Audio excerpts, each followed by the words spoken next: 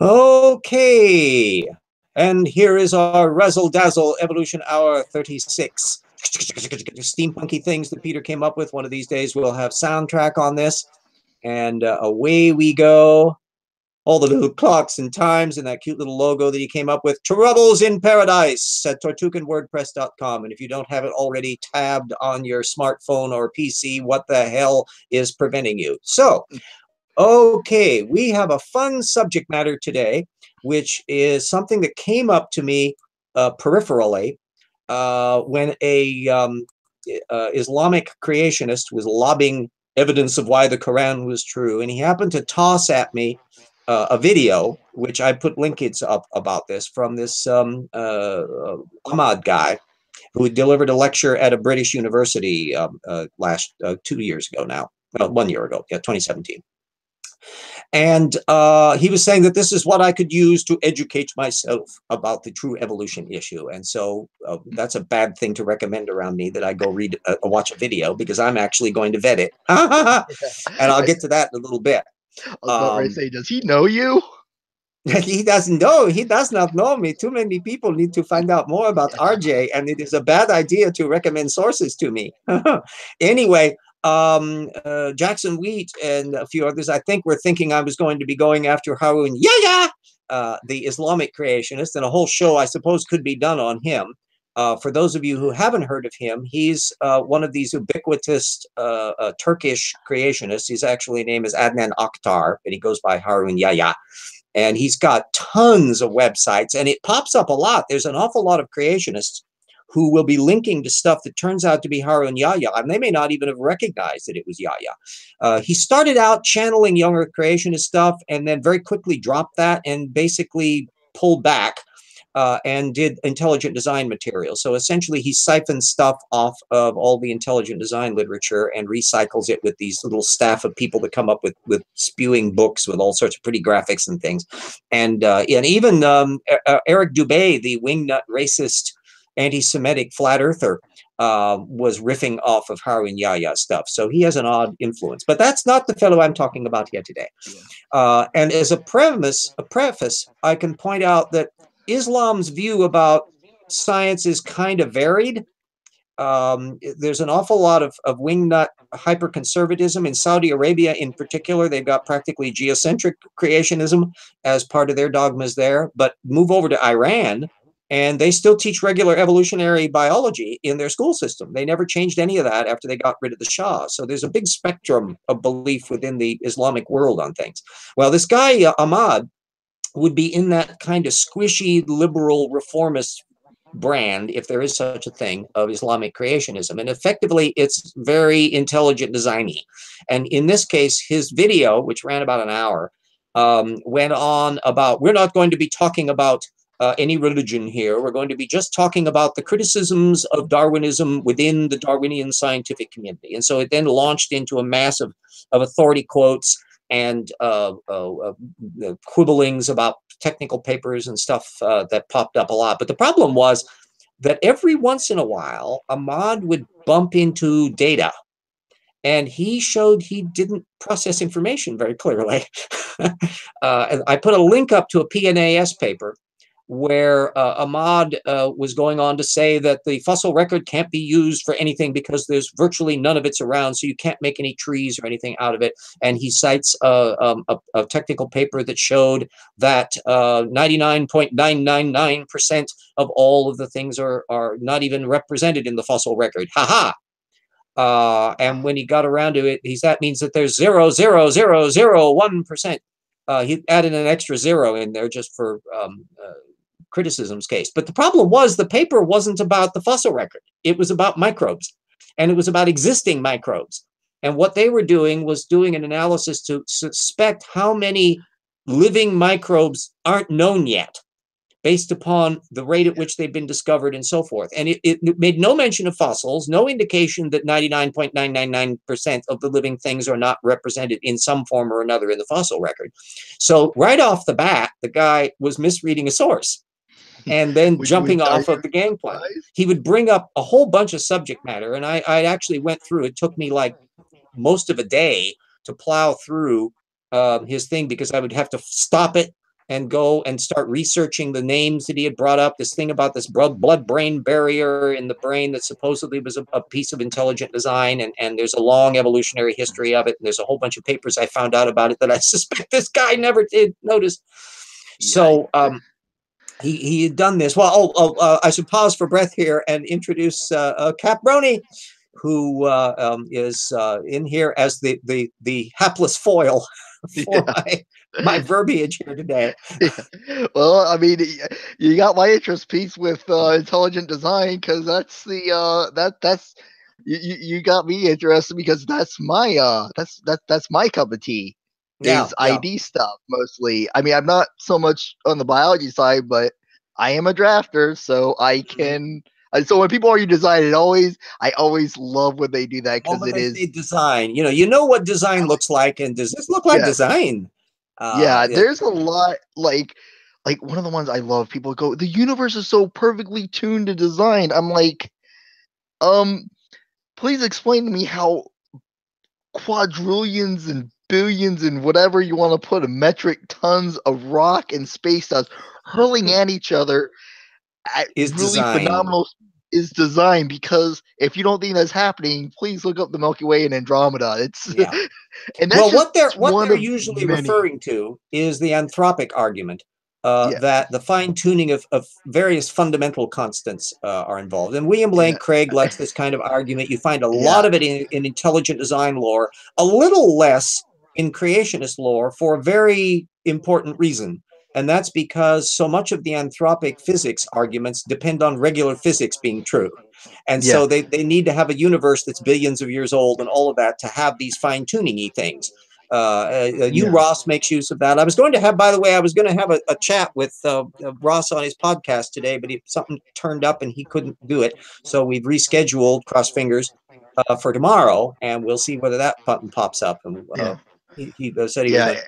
But, and then you raise the question of with the anthropic thing. It's like, okay, if we're supposed to be designed for life, as most people try to argue, why the heck is this so far the only rock we know where there's life? And not only that, this rock that we live on is literally not designed for life, because if it was, why is it only 1 or 2% of all species that are alive now are like everything else that has ever existed is gone?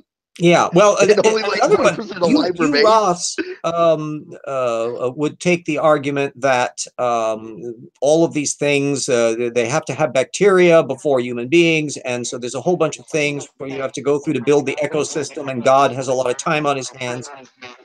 Ooh, I think I'm getting feedback from somewhere or other.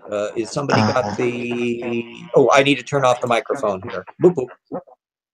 Sorry, my bad. I had my the thing on the live feed getting a feedback there.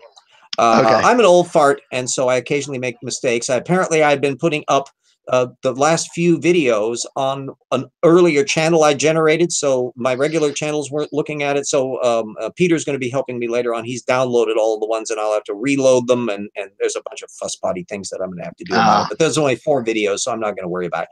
But anyway, the design anthropic argument, this Ahmad guy didn't really pay any attention to that too much. He alluded to it, I think, very briefly.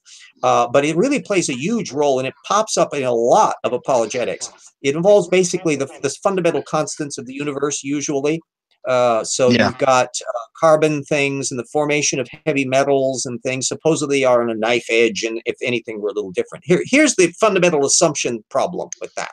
Is if you envision like a stereo set where you've got a bunch of little control knobs, and you can fine tune them up or down. And if you could fine tune them down a couple notches, suddenly, for example, if gravity is too strong, matter will clump together and everything turns into a singularity.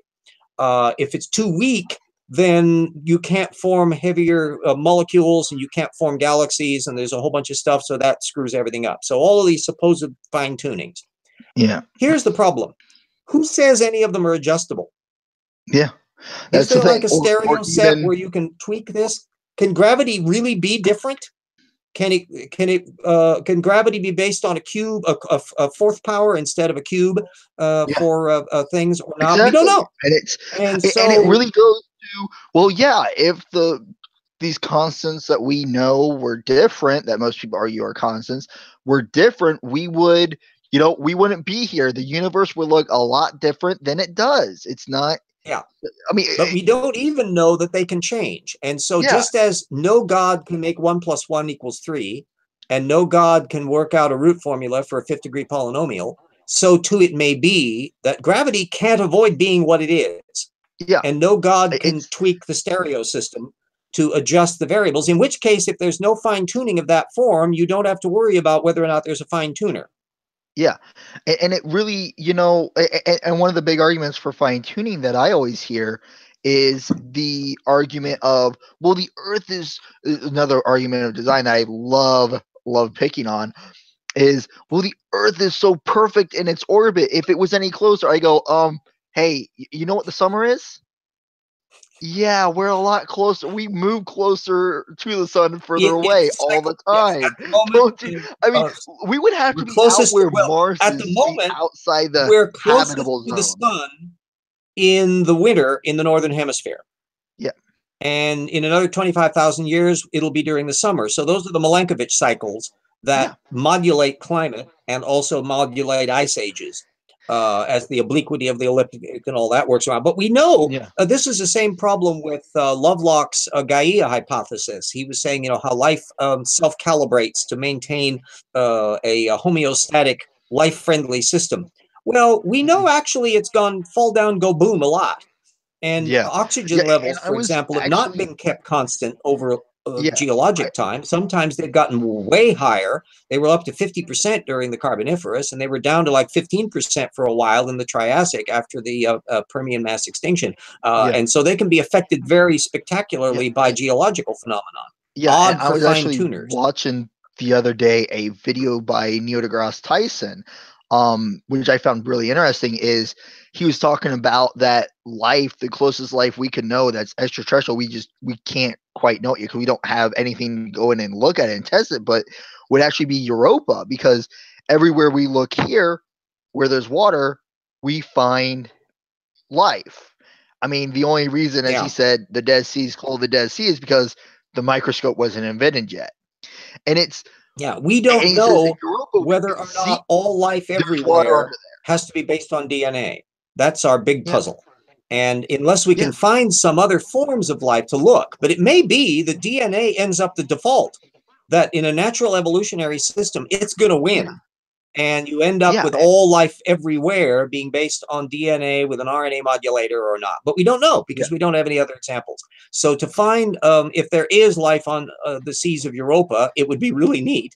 Oh yeah, And that absolutely extraordinary, and to find out what it is would be really relevant. yeah, Even in Mars context, I'm not holding my breath that there's life on Mars. There's very odd circumstantial evidence, methane things, but that might or might not be. But I would be yeah, surprised, frankly, if it turned out to be a living system yeah. based. But there may have been There's fossil life aren't on Mars, which is why um it'd be nice to have a geologist go there and poke around with a microscope. yeah correct me if I'm wrong. I could be wrong on this, but didn't NASA recently find, or what they suspect is, water under the surface? Like there's some sort Oh, of there's running water water on under. Mars. Oh yeah, yeah, and so Okay. the water didn't disappear. No. Okay. It's I thought gone it was like underground. underneath. It's Okay, that's seeped what I into was thinking. places. It Yeah. the planet was much warmer when it started out, but the problem Yeah. is, and the sun went through a various phase as well. Well, the problem was Mars had two things going against it. One is it's a small planet, so it doesn't Yeah. hold a big atmosphere. It doesn't have a strong magnetic field. It doesn't. Yeah. There's not much plate tectonics. So there's a whole bunch of things that don't go on because Mars is a little runt. And the Yeah. other is that it's farther away than we are. Venus has the opposite problem. It's Earth size, but it's way closer to the sun. And it's got into this deadlock of hyper greenhouse to where your self cleaning oven would be a winter resort on Venus. Yeah. And Yeah. but if it's been argued that if Mars were where Venus is and Venus is where Mars is, both of them might actually have still ended up with life on them. But we don't know because we Yeah. can't perform that deep experiment. Just as they're also one of the things that's changed our perception of where life might be is kind Yeah. of your avatar effect. The idea that a gas giant could be orbiting close to a relatively dim sun, but its moons are therefore in a habitable zone and could even be Yeah. warmed up by tidal movements from the gas giants. So where the habitable zone is for living systems may be a lot broader than we thought Yeah. before we could discover that solar systems are like a Yeah. dime a dozen. Yeah. And with us, it's I mean, really, we're basing our idea of habitable zone off of what we know here on Earth. For all we know, we could be the exception to the rule. Yeah. We don't know that. I mean, Yeah, when there I was growing up, I will tell was you a story about the old man and his ancient life. When I was growing up in the 50s, we were the only solar system known, period. Mhm. There were these funny little lights in the sky. Literally, they were just starting to realize that there were galaxies. And the idea that the universe was as big as it was and as old as it was happening during my lifetime. So if Yeah. I look at my old encyclopedia, yeah, you've got the Earth about 4.5 billion years old for them, but they think the universe isn't much older. The idea that it was like 13 billion years old was completely unknown. And I did a science fiction story with a friend in the 1980s, and we had to speculate on whether there might be planets around Alpha Centauri or not, because it's a triple star system. And so we were kind of guesstimating, and I was figuring, okay, big gas giants farther out, and then rocky planets inboard like our solar system. And so we were doing some storylining on that. I never dreamed that 30 years later, our super duper telescopes and the Hubble would actually detect the planets around Alpha Centauri. Yeah. So now we That's don't really have to awesome. guesstimate on these Yeah. things, and we And discover it's that they're all over the place. And yeah, gas we giants aren't forming necessarily far out. They can be incredibly close to planetary system, the sun. And yeah. so all of the assumptions that we were looking at before, whoop, throw them out. Yeah, they got blown out of the water with that. And it's and on that, I actually read a story. I think it was actually on NASA's website. I could be wrong. It might have been space.com or something like that. But it was a really interesting read. That they found the largest solar system outside of ours at like 7 or 8 planets. And it's really really far away. But I was like, wow, that's really awesome, and it is almost. And they think on where the Earth style planet would be, like where we are in our solar system, the third away from the sun. They think that is almost going to be exactly like Earth because it's almost exactly. It's like a mirror image of ours. Yeah. The Um, one rule that I would use, and I think still is a good rule of thumb. You show yeah, me a planet with liquid water oceans and oxygen in its atmosphere, and that's a planet with life. yeah, And as yet, we don't have any example. We got the ones with the liquid water. A yeah, few of those are putative because you can tell that from spectra. But the oxygen part isn't in there. And the only reason, because it's the only thing that can produce consistent, stable oxygen levels like we have, from whether it's 15% or 50% or 20% like we have currently, yeah, is because little organisms are spewing it out faster than it can rust away, because oxygen is horribly reactive. So yeah, it wants to form stuff. And so that's the reason why we have iron resources, is because the little cyanobacteria that came along started farting oxygen as a byproduct, this poisonous, disastrous thing. And all the little yeah, anaerobic life forms were going and yeah, scampering away into the edges. And all of that iron in the oceans started to rust out.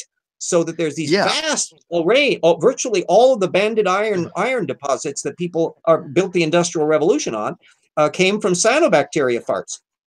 yeah. And on and on the Europa thing that I was kind of reading up on after I watched the video by Neil deGrasse Tyson, one of the things, because we know what water is comprised of, we know is H2O, and so that would obviously have oxygen in there somehow. That they actually think because of the almost permanent ice cover that is around Europa's water, that almost insulates them from the harshness DJ just slapped our of wrists. We are getting off topic. oh, We oh are away sorry. from our discussion of Islamic intelligent design and Sorry. all that. So I kind of thank started you, that. BJ. Yes, I you're started that. quite Sorry. correct to chastise us for our wandering proclivities. Yeah. So back to old Ahmad.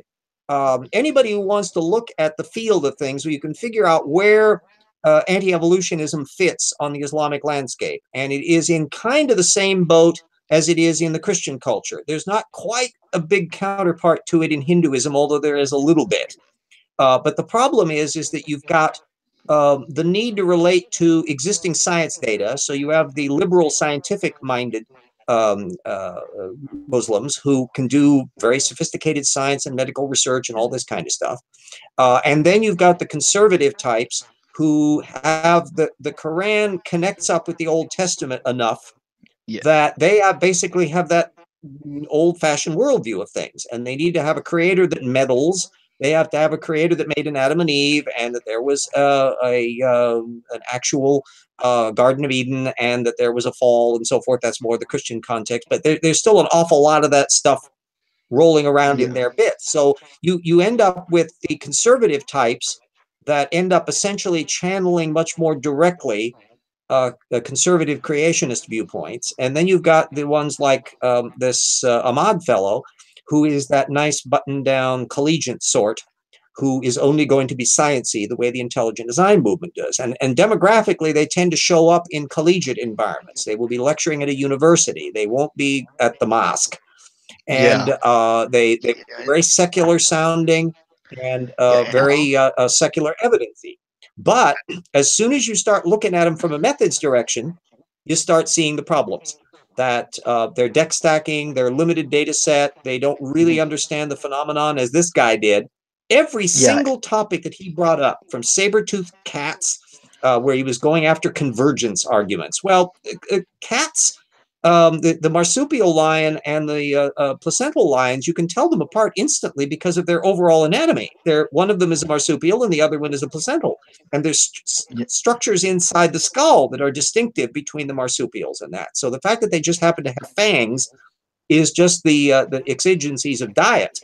And so you can very easily work out the phylogenies of these things. And in some cases, for the more recent members where you can actually start getting some DNA knocking up, you can do even more lessons. But Yeah. Ahmad is sounding very much like your traditional anti-evolutionist in just grasping at designy Yeah. things, And the that's blood-brain barrier and all that. and honestly, that's why I've said this and that before is I think ideas almost like you're describing a mod are almost worse than Yex in my opinion to an extent because they sound convincing because they sound sciency. Yeah. Oh, You they want to know, do that. In our days, there's and even the young Earth creationists have the same thing that science is an imprimatur. That nobody wants yeah, to sound like a pseudoscience. No one wants to say they're a pseudoscience. And so what it is they want to believe in true science. There's a brand. There's some fairly liberal Muslim community here in Spokane. But I attended one of their little presentations through our Spokane Faith and Values, and I'm the atheist blogger on there, so I knew about that. right. And he had a little pamphlet that talked about science and the Quran, and I Yeah. immediately perked up at that. And what it boils down to is the same kind of grasping at straws, little snippets of the Quran, which they claim are relating to the development of the placental evolution and other things relating to the Big Bang and it's just really strained stuff.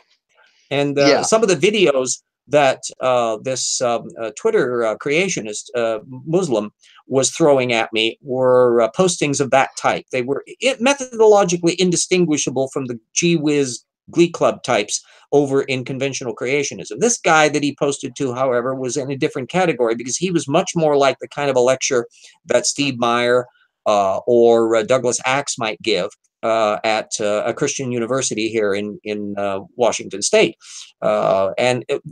But you start finding things out the moment you start researching their content. Yeah. And first of all, he was pretty sparse on mentioning sources. You could infer what the source was. I would Google a name that might pop up or the topic and finally find out what he might have been referring to. And once in a while, then he would bring up where he would actually mention a particular link, and it was a secondary source. This paper that he lobbed at me was not done by the actual source itself. It was a reference to the publicity group from the university or the National Science Foundation that had talked about it. So he was already dealing with the material secondhand. Yeah. And then when I read the original That's paper, sorry, it didn't say what you said it did. Am I supposed to be yeah. taking you seriously? Am I not supposed to notice this? Yeah. Yeah, that's actually something that I've actually started doing since, talking with you and actually even Paul kind of started getting me to do this is I've been like if I read anything from anywhere, I mean, unless it's a peer reviewed journal or something, I'm going to highlight the key phrases that I see them use, and I'm going And to look Google them up. search those key phrases because odds Yeah. are if they quote someone, I mean, first thing I'm doing is I'm looking for a hyperlink on the website because usually that will take me Hmm. pretty well to whatever they're referencing. That makes my job easier. I love it when they have that. If not, I'm doing a Google search on things in the article to bring Yeah. um yeah to try and bring it And up to I find do out what I I can. do this on everything. Yeah, So when I'm watching a Nova special, for example, typically Nova programs don't necessarily have a bibliography. Even on yeah, the website, if you go to the website, you'll find out summaries and you'll meet the people and so forth. But I'll end run it. So there will be a thing. There was a recent one on some volcanic eruption and impact stuff that they've been doing yeah, some catastrophic analyses, and they did several different videos on it. And there were a couple examples of things that I didn't know about. Well, you write down the name of the scientist. Often there's a thing where they introduce them, and their little picture comes up with their name on it. You yeah, freeze frame, boop, on the DVR, yeah, and write down their name. And then you can yeah, Google that and the topic, and you can pretty easily find the technical papers that they were dealing with or the absence of a technical paper. That's yeah, also a big worry that here yeah. they've done this work from 2013 or so, and it hasn't hit any peer-reviewed literature yet. That The that other thing is yeah, the that was a tendency question. to jump the gun. So the latest report comes in and it gets hyped on the media, and there's a new paper at so and so. Well, let the dust settle on it, because it may Yeah, turn out that somebody is deeply criticizing it. There's a flaw in the reasoning or whatever, or it may turn out to be really solid work. Let the dust settle a little. yeah, So I advise everybody to not jump the gun on things. But yeah, Paul and Ogia, that's he's a marvelous example. He was doing essentially source methods analysis on his own, and he's kind of upped his game even more because he's bumping into me, and I'm saying primary sources, primary sources. yeah, yeah. I mean, that's one of, like I said, one of the things that I've gotten really, I've started, I've started, going whenever someone makes a claim, and I attribute a lot of this to, like, you guys from watching your guys' videos of citation, please. No, that Mhm. doesn't work. I had someone give me a third hand source as their citation. I'm like, oh wow. I'm like, That's a dead this is giveaway. so. Yeah. This is. I went at them. I'm like, here's what they were trying to originally source, and it took about 20 minutes of digging to find it. Hmm. I had to go through about 5 different websites before I finally found something that had a link to the original thing they were Yeah. talking. I'm like, this is not what they were talking about. And my friend was like, my friend felt like, are you really going through and checking everything? I go, yes. They go, Yeah. And you isn't learn that stuff that tedious? I way, go, and it yeah, ups your but I've game. learned so much. Like, I'm actually hoping to, yeah, sorry we're getting sidetracked, but I'm actually hoping to talk to someone on my channel here soon because I found an article that I thought was interesting. And I don't understand, it's well beyond my grasp on physics, but it talked about a particle going faster than the speed of light. And it was in what was a peer reviewed journal, and it looked, to me, it looked legitimate. And I'm like, yeah, that's beyond my grasp. So I'm hoping to Well, talk they to had them a on it. thing where they had some galaxies that were moving apart that seemed to be super luminal, and it turned out to be kind of partly an observational error and partly an assumption thing. BJ says asks, Yeah, has Nova gone downhill? Well, not really, but they've still succumbed to the same pressure that everybody else does, which is that they want to hype. They want stuff that's kind of clickbaity kind of thing. They go for the big spectacle. And the people that are doing things are often very, very excellent researchers. You can even find yeah, still on Science Channel and History Channel and others perfectly legitimate work, but always kind of keep things at arm's length. Any yeah, report you see, um, check to find primary source material, find out where it's appearing. And if it's got the ring of truth to it, yeah, if it's got a solid leg to it, you're going to find that there's going to be follow up work. There's going to be stuff. You can see the reaction of other scientists to it. You can get kind of a perspective on it. There's an example I've been following. It's been a long ping pong match, but whether or not there was an impact at the time of the Younger Dryas, which I think is about 6,000 BC or so. It's 6 or 9,000. I always forget the time frame on it. I mention it in Dinomania because it relates to the biblical flood and the arguments about the Black Sea Well, flooding and all this kind of stuff. That's taking place during the Younger Dryas. RJ, And there's a, yeah. good. I was gonna make a really bad joke. I was gonna say, but RJ, I mean, you said it hit about 6,000 years ago. Well, don't you know that was God coming down on Earth? I mean, don't you read the No, Bible? no, I said 6,000 BC. Oh, That would be oh, 2,000 years before the creation of the Earth, oh, okay. Excuse me. or Sorry, more. it must have cut Yeah, the BC got to out. remember Sorry. that BC part in there. Yeah, But the thing was that when you would look up the primary source data, it turns out that there's been this long-standing ping pong match going on between some scientist groups at proceedings of the National Academy of Sciences, where every so often they come up with yet more instances of where they are defending the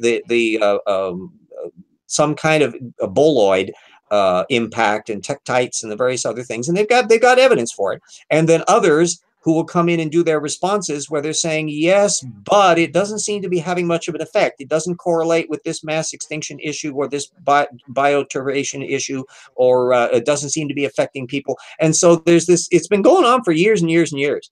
And there's quite a lot of technical literature on it. And it's taking place at PNAS, Proceedings of the National Academy of Sciences. So it's one of these things where you've got one clique that has one point of view and another clique that has another. It's not that neither one has data, but it's one that I look at it, I put a big question mark up there to go, either side could be right or wrong. It hasn't been settled yet. It's still iffy because the data is not conclusive one way or the other. yeah, And so anybody who would jump into one side or the other of that debate without realizing that there was a bigger debate going on would possibly be led astray because they don't realize, you need to know who the players are here. yeah. And that's, like I said, that's actually another thing I've learned from you is that even if it comes from Nat Geo or even Science Channel and things like that, I've even started, I mean, I would always go, okay, that's a good source, and I would usually cite them or something. I mean, they're a good reference point. But I actually had a friend of mine. They're in the stage now of Wikipedia. National Yeah, Geographic and yeah. Nova and various I had others, BBC and others are in the stage of a Wikipedia now, where they are a springboard. They may or may not be yes, accurate, but depending yeah, upon what they cite, then you build off of it. If you look yeah, look up the thing and it turns out it's based on a small group of people that have kind of an idiosyncratic viewpoint, they may be right. I mean, if you in the end, the dust may settle in their favor. If you were to be doing, if we had the same media going back in the 1920s, two things that we now understand are real would have been regarded rightly as kind of fringe. One would have been continental drift, because that weird little Wegener guy, who was not a professional geologist, couldn't figure out a sure, mechanism that held water as to why continents would be moving around. He didn't know about plate tectonics. And then another yeah, one would be the Brett's floods here in when the glacial Lake Missoula that would break up. That would have been considered in the 1920s a fringe, oddball viewpoint that we now know was actually on the cutting yeah, edge of correct science. And yeah. so there's where the dust can settle. And like I said, that's kind of like I had a friend. Actually, it was a friend of mine who I was referencing something. And we were having a talk on something, and I referenced Nat Geo, and they're like, okay, dude, you've gone after me for using sources like that. I'm gonna have to call you out on it, because I'm starting to make him look for primaries, and it's really just that I've had a lot of interesting talks. He's like, I think I gotta call you out for using Nat Geo. That's not technically would be accurate. Can you give me a little more information? Find the primary, Yeah, and and that's anybody can do yeah, this. Anybody, it's a game that everybody should play. I have to play it. If anybody wants to challenge me on material, if I can't come through, then I have to change my mind. I've just put up a mhm. posting since we're a little past half hour on here Sorry, for my RJ's tip patrons, Steve and Dyer and Eat and Yui and Mona and Hendril and Jen and Jody and Daniel and Ralph and Eric and Benjamin and Staggles and Alex and Totus Real and Everett and Paul. Thank you all. And I will call attention to my website down here where I've been doing the tip project, and I've been putting in links to my books, and I've been putting in the link to my YouTube page and all the other things where I'm slogging along. There is a Patreon program for this, but I have to say Patreon is slow as molasses on actually getting the money to me. Yeah. So, and the difficulty like thresholds, whereas I put in bigger typeface, the GoFundMe, where stuff gets to me way, way faster.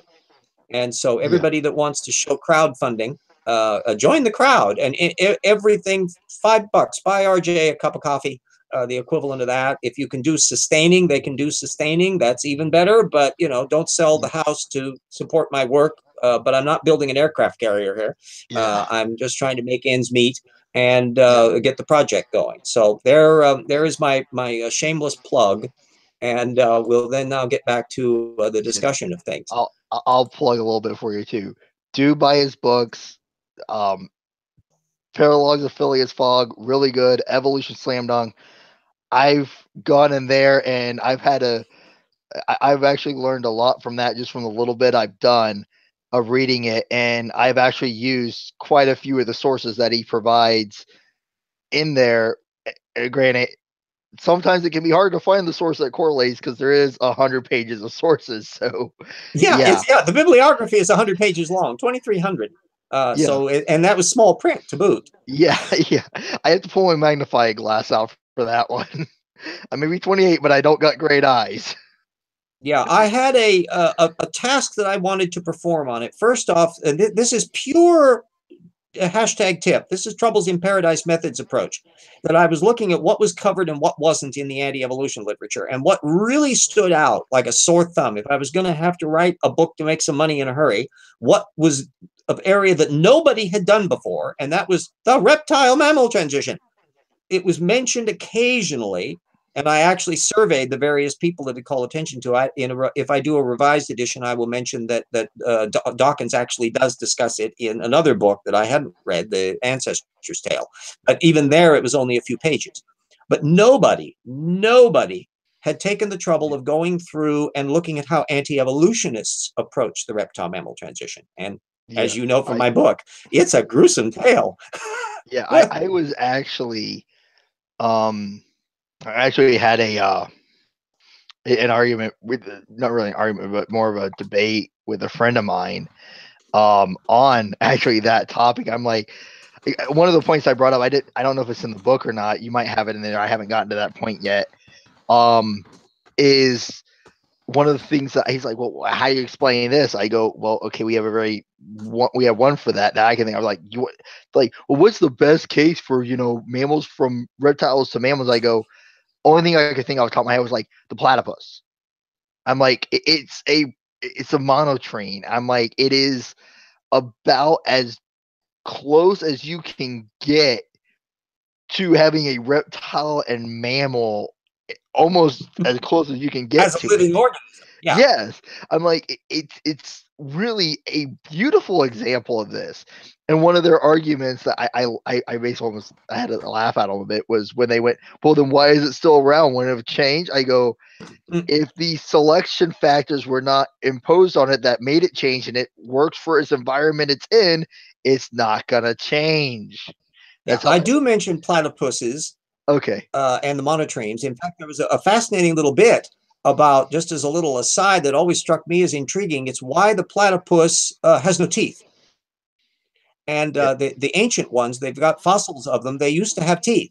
And all the mammals start out that way, but they've lost them over time. Why? It's because of their duckbill thing, the Yeah. electrosensing in there. And they live in extremely murky environments where being able to see isn't worth diddly. Yeah. And what they're eating are easy to chomp down as it is. And it turns out the reason why there's a selection pressure away from to lose teeth has to do with how the teeth are rooted.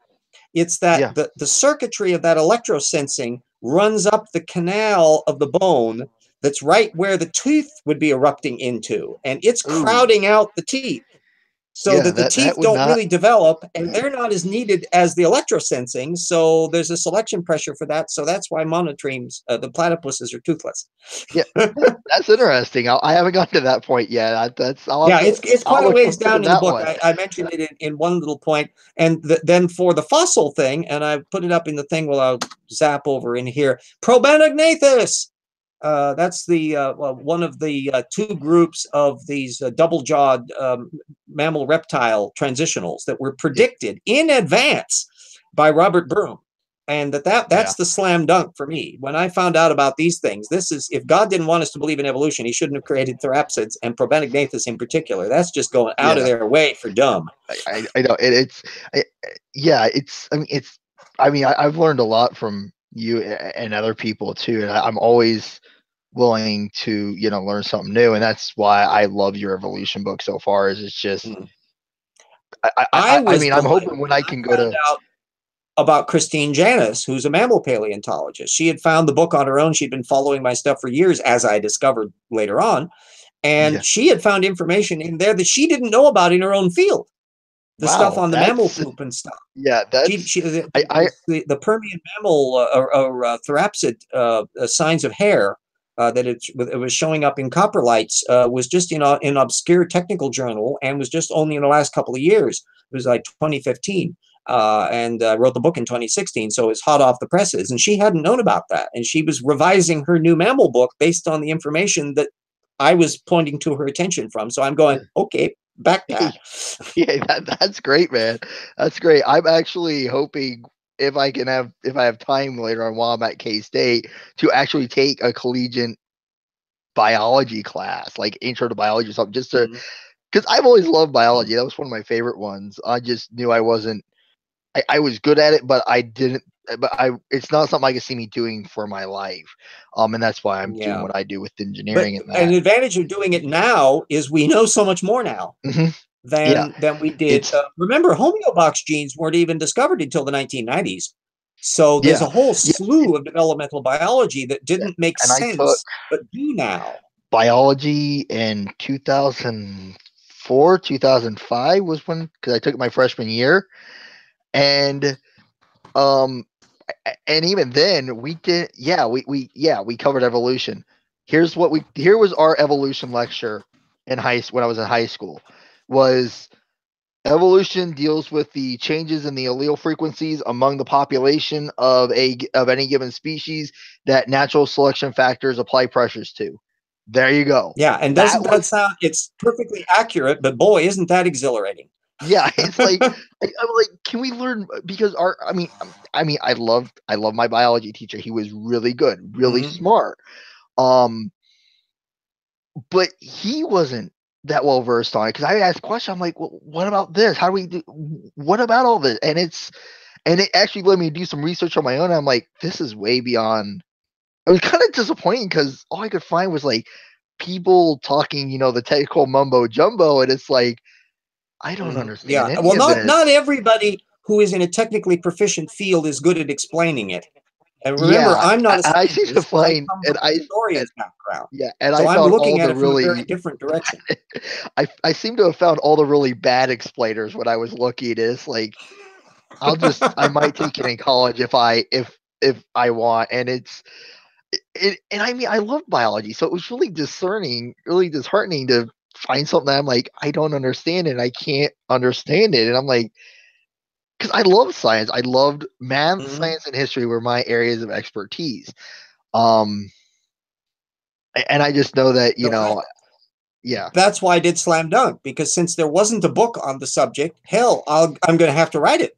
So yeah, I had two goals. One was to make sure that all the reptile mammal transition stuff was there so that you would know what the yeah, data field is, and you would know every single example of an anti-evolutionist who'd ever bumped into it, so that you would know everything they were arguing, and you would see every single one of them crash and burn right in front of you. So it's 100% failure rate. Then the yeah, other thing was, if you were coming at it cold to where you knew diddly squat about the creation evolution issue, you would know a lot of the players on the field by how I describe them and discuss them in the context of the story. So I put in some Yeah. stuff that's kind of peripheral about the material, about the origin of life and the Cambrian explosion and some of these other things that are not directly salient to the reptile mammal transition, but for somebody that doesn't know anything about the creation evolution issue, you kind of need to know about that stuff so that your heads up on it.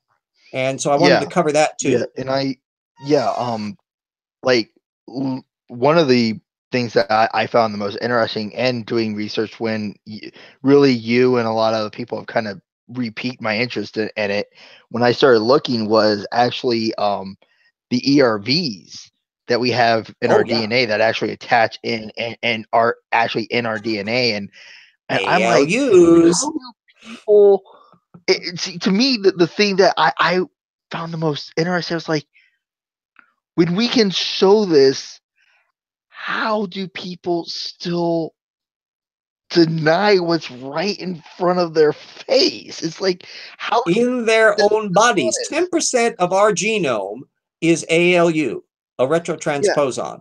There's over a yeah, million and a half copies of it in the human genome. It just spreads like wildfire. yeah, Fortunately, most of them do absolutely nothing. It's a good thing. yeah, They don't have a README thing on there. So they say, insert me, copy me, copy me, copy me, and it yeah, gets copied into the genome constantly, but there's no README. So that the system, when yeah, it creates proteins or regulatory sequences, just goes past it and edits it out. But once in a while, there will be a natural mutation that will turn on the README code. And that's not normally a good thing yeah, because it'll pop up in some spot where it screws up a protein and you get a disease from it. But in yeah, other areas, one of them, a few that apparently were useful, are up in the brain. And so our brains actually build off of ALU transposons that use a lot yeah, of bunch of stuff that's come from the accidental utility of once in a while things are done because when it's really dangerous, it kills you and you never pass it on. yeah, yeah, yeah. Evolution's pretty, pretty good about that. Or if you do pass it on, it ain't gonna stick around very much longer. Yeah. Um, So I wanted to have I in the book I also discussed the two side issues that I often brought up were gene duplications and endosymbiotic origins for mitochondria and chloroplasts, and those are because I wanted to show that in critical cases the anti-evolutionist is screwing up not only on the reptile mammal transition but on other stuff. And it's the yeah, same problems that they're showing. Plus, these are really critical biological things. So, by putting them on the table, if you don't know about them beforehand, you'll be armed to know. Oh, wait a minute, gene duplications. Wow, that's a source for new genetic information yeah. that That the was creationists all twiddle about. yeah. That was one that I mean, it was literally I had someone. Well, how is how do we go? I managed to actually shut someone up for a bit that was really just getting annoying in a YouTube comment section debate. Um, where yeah, it was very much they were like, well, how is how do we go from an amoeba to this without getting new genetic information? I go, because I asked them this right up front because I wanted them to walk into this. I wanted them to answer it themselves so that way I could basically take the argument, throw it back in their face. I'm like, by genetic information, are you referring to the genome? And they go, well, yeah. What else would I be referring to? I'm like, you do realize that that there's an amoeba that has the largest known genome out of any living thing. And so guess what? So if you want to argue loss of information, we can still lose about Oh yeah, 60 to and you will find in information vain to get when us. to get back to the joys of intelligent design, and to some extent, this Ahmad guy was reflecting this same idea that somehow or other there's this mysterious source of novelty popping up. Yeah. And so Steve Meyer will ask, where is all the new genetic information for the Cambrian explosion coming up? And I'm going, what new genetic information? What we know Yeah. about the various biological systems, it's hard to think of anything that's genetically new in the Yeah. Cambrian explosion. What's new is the shuffling of the pieces. And so Yeah. you get new regulation, but all you need to change a genetic regulation is a tiny mutation up in a cis-regulatory gene. It doesn't mean you need new genetic information downstream. Mhm. That's being deployed at a different timing or deployed in a new context. Yeah. And so all of the stuff, the multicellular genes, if you look at choanoflagellates, which is another interesting little topic, I'll put that little word up on there. Everybody can go, a new word for the day, choanoflagellates. And that the technical literature on those little beggars has only been coming up in like the last 15 years or so, where they've discovered all the different subsystems that are occurring in multicellular systems, but choanoflagellates aren't multicellular. So they're doing Yeah. something else in them, and then later on they get taken over and become a multicellular subcomponent Yeah. And as later organisms develop. yeah. Yeah. And it's like I said, it's just, I mean, I like I said, I'm not the most well versed person in evolution. So, I mean, yeah, I was, I love listening to you and everyone else on movie night, when we do that, because you guys know way more than me. I did have fun with the dinosaur guy, didn't I? Oh yeah, yeah. That was that one. I mean, I know enough, like I said, to talk on it, but not enough to be super knowledgeable. Um, but I mean, it's just there's so much out there that I didn't know. Like, I mean, one thing that never made sense for me, even when people argue design, even back when I was a Christian at one point, way back. Yeah, I was a Christian up till I was like Back in the 22 day. when I was challenged to read the Bible. But what happened was, one thing I never understood is, like, if we're intelligently designed. I mean, this was before I even had any drafting experience or anything like that. I was like, one of the things that never made sense to me was like, well, why do our teeth never fit our mouth, aka our wisdom teeth? I mean, why? And doing research on that led me to find out, well, we can blame it on our big brains. Yeah, That's there's a series of trade-offs, and organisms will have all sorts of things that, and the monotremes were just a wonderful example.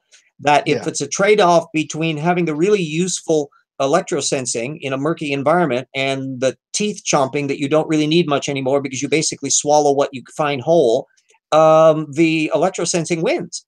And so you yeah, don't need that. And another thing fun that's absolutely fascinating, it's only been discovered in the last couple of years. Every single toothless mammal still has the tooth enamel genes hmm in their genome because it yeah, hasn't disappeared that fast. So baleen whales have tooth enamel genes, even though they don't have teeth. Now, this is like putting a they're just gas turned tank on a off. Tesla. This does not make sense if it's Yeah, designed. exactly. And it really, I mean, honestly, and I've made this argument. Really, in all honesty, if we didn't have our brains, we as humans would be extinct by now, because we lose in about every single category there is except intelligence. That's about the only, and that's what Well, has kept us we've alive. changed our dynamic, and Yeah, I don't discount our intellect. I mean, yeah, we have brains that can produce Leonardo da Vinci and Donald Trump in the same species. I rest my yeah, case. You know, yeah, it's a toss up. So yeah, you got but awkward problems there. But nonetheless, if we can survive as a species, we can do remarkably clever things. We need to yeah, find out more and more about it. And we know much more about it. I pointed yeah, out as a little hobby horse that yeah, anti-evolutionists are almost completely ignorant of neuroscience. They yeah, just never even bother to look. yeah, And that's fascinating. yeah. And that's what I was pointing at with us is basically our intelligence has kept us alive, because you look at our strength, our speed, our size, whatever it is, we basically are at almost at the bottom of the food We're chain. average, yeah. Our But bite force, for example, yeah, I allude to it in the book because it relates to tyrannosaurs and archosaurs and why the mammals developed their dentary bone, because they didn't need a strong bite force yeah, because they weren't bug eaters. But we, as a non-bug eater, have a fairly typical skull with a fairly typical jaw structure. That our bite force is par for the course given the size of our jaw. And if we yeah, had a jaw the size of a tyrannosaur, we'd have a much bigger bite force. yeah. Yeah, and that's the other thing that I always did find there is we aren't at the top. We're only really at the top when it comes to intelligence, and everything else around us, will beat us out in almost every category except intelligence. And that is what I've seen people say is what has kept us alive, because there were a lot of a lot of times we had a lot of close calls in our history that we almost Yeah, yeah. We've didn't gone make through it. some occasional bottlenecks, Yeah, down to like 10,000 population, things like that, in various points from the yeah, demographics. But I think the thing that makes us unique, and I mentioned this in some previous shows, but I'll just say it as a general point, is that we're the tool making species that tells stories. And yep, that's a combination that is yep, a killer app because we can it make was, up shit to explain why things are what they are. And we can occasionally work out things like science to test out stuff. But we can also make up shit about stuff we would like to be true. So we invent things about what we want for our morality and ethics. And we make up gods and we make up mhm, art and music. And we do all sorts of neat stuff and some occasionally stupid it stuff. was, But it's a killer combination. yeah, yeah, and it was actually our, you know, our intelligence that, you know, that was actually really, if I remember correctly, you can correct me on this, RJ, if I'm wrong, I might be, but it was actually our intelligence directly correlates, from what I've understood, to fire. Like when we started discovering fire, That's Wrangham's argument, yeah, and there's a good uh, circumstantial argument for it that it relates yeah, also to meat eating. There's another factor that's yeah, going that on that's what I that kind of, we found new ways of processing food in ways that we're getting more protein bang for the buck, and that yeah. gets into a feedback loop, so that it reinforces stuff. Brian Stevens points out in the live chat, "Hey, I can outpunch, outthink, outrun, outbite a soda cracker every time. See, that's the thing. I I don't can think soda too. I can crackers arm reproduce. wrestle a So nematode and win." yeah, Because one I thing, didn't they say don't we have were any at arms, the so very they're going to bottom. lose right off. Yeah, you see, we were at the very bottom. We are kind of dangling at the bottom, though. But yeah, we No, but so in many yeah, respects, we have and we have also short circuited some of things. Like, for example, excuse me, it doesn't matter whether or not I have bad vision. We yeah, create tools to compensate for it. And yeah, here I am, although I've got my coat on because I'm rationing my fuel here for financial reasons and keeping my hat on. Otherwise, I would be in a room with 65 degrees. But nevertheless, we've got the technologies and things that allow us to interact, which is why nobody in the year 2018 has an excuse for stupid. yeah, You may explain why they still do stupid because they're lazy and they're tortukans and there's a whole bunch of other things, but they have no excuse because yeah, today we have access to information literally at a mouse click or a tablet swipe, and we can find yeah, information on a scale that just gobsmacks me compared to what was available even 20 years ago.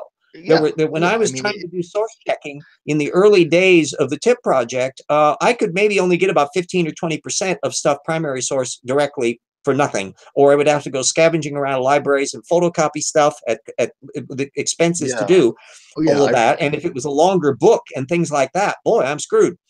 yeah, Now, yeah, huge blobs, 85, 90% of the technical literature is available free. In some cases, whole books are downloadable free as things. So I've suddenly got technical literature and technical arguments that I can yeah, access. It's a cornucopia.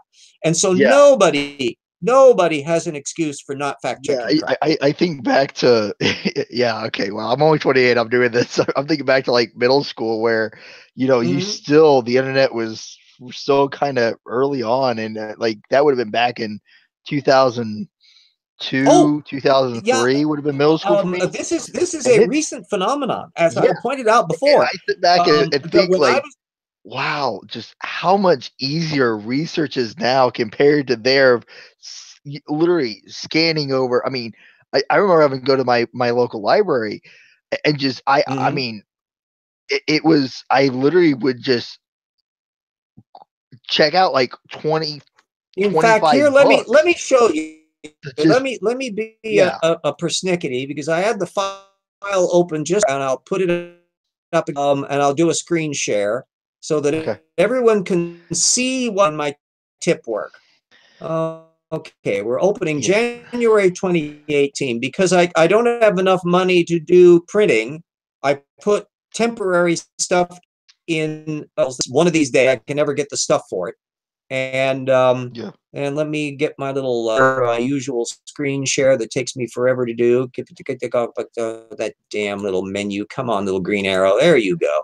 Yeah, you little bastard. Yeah, yeah. Okay. I So remember. we're screen sharing, and there's my hideous mug in the mirrors, and there we go. So this is like the beginning of the file. This is a temporary thing. You can see it's a work that hasn't been printed yet. It's going to come up. I've heard about it. So there's things on that crater from Australian tektites from Thailand. Then Yeah. I've got my just left off. So thing I put up for Ahmad Sabor, Islam, Evolution, and Darwinism, YouTube at this Oxford Brookes University in March. And there, that was the nickname for this Islamic anti-evolutionists. And so I went through the whole bloody thing and marked down the timings and Wanton quote. And so all the stuff in black marks in here and found the technical papers relevant to these things. So here was one that's basically not one he was paying attention to on this sex color preferences and the human color choices. He referred to that. So there's all these new technical papers, and it brings up homology versus homoplasy, and he had trouble pronouncing it. And so there was a bunch of stuff here on the saber-toothed tigers, so I had technical literature on that, and so forth. And so this is all just on that one stupid little video. And I Yeah, was I able to actually just find looking out at it all of this information. in that bit there. I saw one thing that I was like, oh, that's I don't have a paper for it. You might be able to correct me if I'm wrong on this, but I'm pretty sure this is right. I can find one, but when it said the closest thing we have to human speech is songbirds, I'm like, no, I would actually put them No, with he was, the dolphins are actually close because dolphins and I think whales are like one of the few that yeah, we know that they what actually he have was, like syntax and words and different clicks yeah, and chortles and whatever mean certain things, and we've kind of been able to decipher that they know this, yeah. and it's like that's the closest What we he got to was human misunderstanding speech.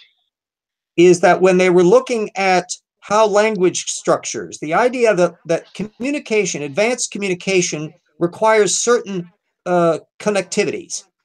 And what Yeah. we're seeing in bird songbird, in a lineage very differently removed from human beings, are connectivities going on in their brains, and some of the genes that are involved that generate those connectivities are the same ones we're finding in our own language systems.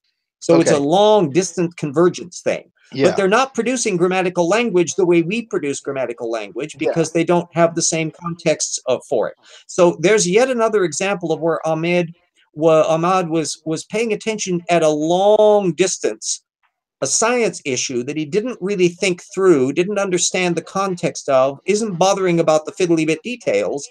And if you know about all of this stuff, you can actually see it. Am I still getting another feedback loop here off of my no, I shouldn't be. I am getting a little echoing of myself somewhere. I don't think it's anything at my end. Check to see if your Yeah. thing is I'm open. not getting the green lights on mine, but I'll mute my mic for now, see if that helps. Okay. Anyway, I'm hearing it's bad enough hearing me live without hearing a duplicate of me ghosting me. So that's anyway. So we're actually past the hour on that. We'll do a little recap of things that there is a branch of Islamic anti-evolutionism. It's at the moment fairly disconnected. It's not doctrinal, but in the same way, Islam isn't connected. There's no magisterial authority on there. So it's basically some cultural branches of Islam are anti-evolutionists, and others are kind of okay with evolution, and others are kind of troping intelligent design arguments in a squishy designy argument that they don't really think through very much on. And so it's the same dynamic that you would be finding in anti-evolutionism in the creationism context, in the Christian context, that they've got various pecking orders. And viewed methodologically, though, they're all shaken out the same bag, that they rely on secondary redactions too much. They don't follow up and do research to find out whether or not they think what they think is true. They don't look at the primary source material nearly enough. They don't read it carefully when they do. They're missing most of the data stream. They can't really think through what they think happened. That's the map of time issue. And then they don't really put up standards of what would cause them to change their mind. And that's the killer. So those core cognitive and methodological problems are universals to not merely creationists, you can see it on display there, but also people that believe things that aren't true generally. And once you get onto that and try to avoid that in your own thinking, you get more on the side of virtue and reason and truth, and are able to detect Wu with a much greater facility than before. Hopefully that sums things up pretty well there, Cap. Yeah, sound pretty good to me. I mean, again, like I said, you're more knowledgeable on this topic than I am. Mine mainly deals with like a lot of the idea people that I generally tend to look at more are the ones who try and argue from a design point, because Mm. that's where, like I said, that's Yeah, my cup of they're tea. That's what I deal with daily. designy tropes have been in anti-evolutionism from the get-go.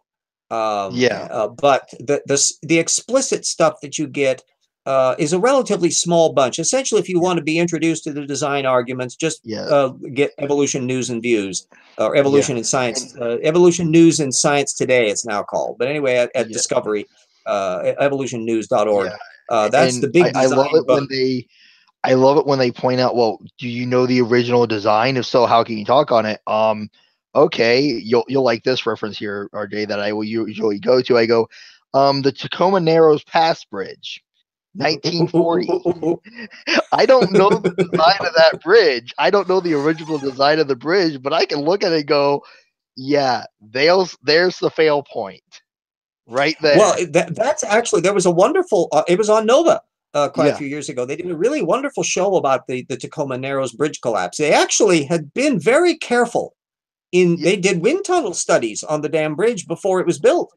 But what yeah, it didn't occur to them is that certain kinds of winds in certain directions yeah, could produce resonance effects that yeah, turned out to be catastrophic. And the Galloping Gertie that disintegrated in 1940, it was actually difficult to model. And only recently have the computer modelings gotten to the point where they were able to figure out just what went wrong yeah, with it. And this turned out, ironically, it connected up with something completely different because they realized that wind could be coming in from an unexpected direction and have an yeah. effect that you It wouldn't was necessarily connect up with.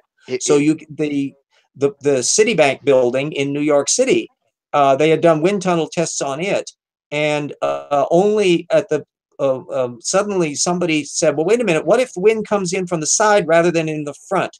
And they did a new analysis, and it thought that because of the way the building, if you're any familiar with the Citibank building, no, no, there was this historic church at the base, and so what they built was a thing that had like a cross form that literally was parked next to the church, and then the building expanded to a big box above it. So part of the thing was effectively a corner that was notched out for the a church down below, so they didn't have to dismantle it. Well, yeah, when they looked through the thing, they discovered that if the wind comes in at just the right speed, like hurricane force winds, theoretically the thing could collapse. The 50-story building would knock over. This yeah, was not a good idea yeah. That would make because a sense. hurricane was headed for New York. And literally the designer got this news, and he went through and did the math, and he realized they were right. And so he went back through and realized that they were going to have to do reinforcements on Yeah, the superstructure inside to be able to compensate for this, and they were going to have to do it really fast. And that's when they found yeah, out that when they built the building, cost cutting had done on, and there were whole large sections that didn't even have the reinforcements that were designed into the building to begin with. yeah. So And the another one. implication was the poor architect was suddenly having the horrible thought to think that this hurricane was going to be hitting in 2 days and would knock over a 50-story building in the middle of Midtown Manhattan. So Yeah, he and was in that a would have panic. been. Well, fortunately, the hurricane diverted, and so Yeah, they that's were good. able to do the repair work on it. But it was one of those things where we go, "Oops." Yeah, one of the. Yeah, another one I point to that they're like, well, I don't have the original blueprints, but I can tell you exactly where what went wrong on another one, and this is more in my neck of the woods. I don't know if you're familiar with it, RJ, but it was in, I believe, '78, I believe. But the skywalk collapse up in Kansas City killed, I Mm-hmm. think, 32 people. Yeah, I yeah. could A be lot wrong of on the those death they've toll, had to and design that was a lot of bridge work and balconies and other things at a much higher standard yeah, because not only the physical load, but also the yeah, vibration but effects of people doing dancing and other things where they're suddenly causing it to and go it up and was down and up and down and and up that and down was like this. what that was Maybe the this skywalk. even this connects up to show you how one thing connects to another. This then relates to the idiots who think that 9/11 was a put up Oh job god. because of the amount of that the I fuel can, wasn't hot enough to melt the steel. No, which it they doesn't have are to melt the right. It steel. wasn't, but It it was only enough needs to to soften it. exactly And because and I don't when know. I Are they was working familiar at with a company, I drove a forklift routinely over years at the various yeah, places that I've worked over the years because I've worked at lumber yards and construction sites and a whole bunch of yeah, things. So I'm been forklift certified. And one of the things you learn in the forklift safety thing is never lift anything that's above its rated rating. And what would happen would be what it does is it doesn't break the forklift right away. What it does is stress the forks. And the uh-huh, forks, it's like bending a exactly, paper clip over and over exactly. again. And what it could mean is that you're now, once the thing, it lifts the weight, okay, and drops it down and you're going on a thing, but you have now slightly stressed that fork. Hmm. So where you may find that you will lift something way below its rated level and the fork snaps because it's now Yeah, stressed the material beyond its normal realm. And that's the way uh-huh, metallurgy works. Well, the idiots that go talking about the 9/11 tower, the thing that yeah, resonated to me about it was the fact that the tower that was hit first didn't collapse first. The one that was yeah. hit second did. Why? Because the plane that hit the second tower hit farther down. Yep, And exactly. I that was about meant to say that the that amount it of had more weight weight, bearing on it weight was distribution, way and higher that on one weakened than the other. steel, it literally So just it reached the collapsed point under its own where weight. the steel was now not able to bear the weight of the mass above it, and that's why the one tower collapsed first because it had a Yeah, 760-story tower rather than a 30-story mass on it. yeah, and Duh. the thing I've looked at people, I'm like, you do realize how heavy steel is. They are using steel. I mean, and this is just a guess. I'm not a structural engineer. But my guess is they're going to be using steel that's rated that would be probably 128 by one something 200 something, which is basically it's, or excuse me, probably about maybe about 48 by 164, I think is what would normally be used. I could be wrong on that. Again, I'm not a structural engineer. I don't have my Yeah, steel. neither I am don't have I the on it. really So fancy steel books. But basically, what that means is it's 48 inches thick, and per foot it's 164 pounds or something like that. You need some pretty thick, heavy steel to hold that up. Now you're down lower, and you got that 100. Now I don't even want to figure in the calculation for how much steel that was load bearing that. But when you take out the side of a building, and from the explosion would have been enough heat and force to kind of bow that steel on the sides for support. It's just, and you have 164 pounds per foot, and you have 50, 60 stories above it that's applying weight. It's going to collapse on its own weight. That's the same reason yeah, building all 7 you fell need under its own weight, all because you it need is was to have one floor fail. Now you have a it's 30-story bingo. building that is now moving under gravity and it slams into the floor below. And now you have 31 floors that are slamming under gravity. And Yep, now you have 32 floors and 33 floors and yep. 34 It's floors. Jenga. And duh, this is inevitable. Yeah, Well, we've ended on a high note talking about the collapse of the World Trade Center here. yeah. We're past Sorry. our hour. I'll Yeah, be shutting sorry. down for the night. Thank you, everyone. I see Brian says he's ordered my book. I have said I hope he enjoys it. And everybody out there needs to have my books because they're good shit. Yeah. And it also helps give the impoverished writer an income to slip along through life. So anyway, I will be shutting the broadcast down here. Thank you all for today's show, watching our program on Islamic creationism and sundry other wandering subjects. And see us again next week.